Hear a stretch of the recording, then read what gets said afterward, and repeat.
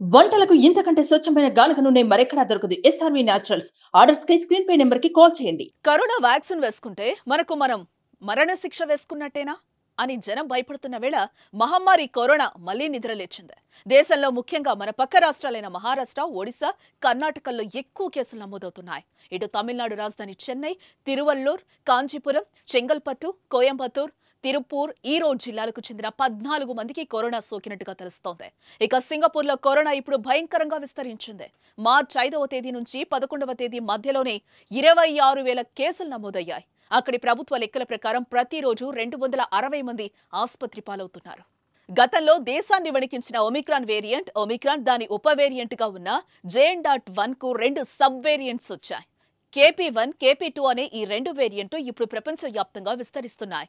మన దేశంలో కూడా ఈ 2 వేరియంట్లు కనిపిస్తున్నాయని కేంద్రం చెప్తోంది. అయితే KP.2 కేసులు ఇప్పుడు ఎక్కువగా నమోదవుతున్నాయి.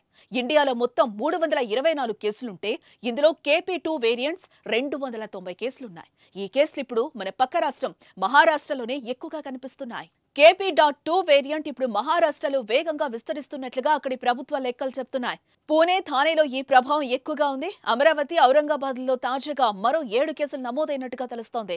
షోలాపూర్లో 2 కేసులు, అహ్మద్నగర్, నాసిక్, లాతూర్, సాంగ్లీలో 2 కేసులు చొప్పున నమోదయ్యాయి.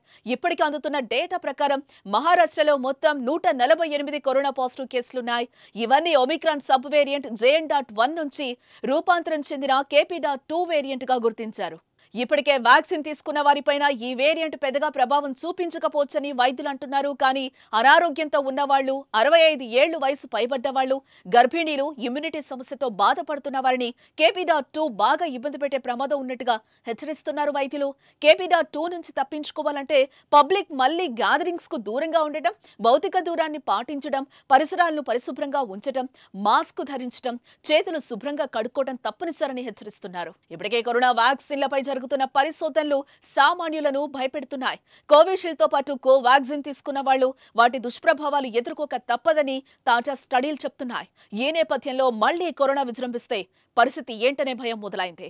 ఇప్పటికే సింగపూర్, లండన్లలో కరోనా మళ్లీ మొదలవ్వటం, సింగపూర్లో పరిస్థితి మరీ దారుణంగా ఉండడంతో సామాన్యుడిలో భయం కనిపిస్తోంది. సుమన్ టీవీలో మీ పర్సనల్ అండ్ బిజినెస్ ప్రమోషన్స్ కోసం కింది నెంబర్కి కాంటాక్ట్ చేయండి.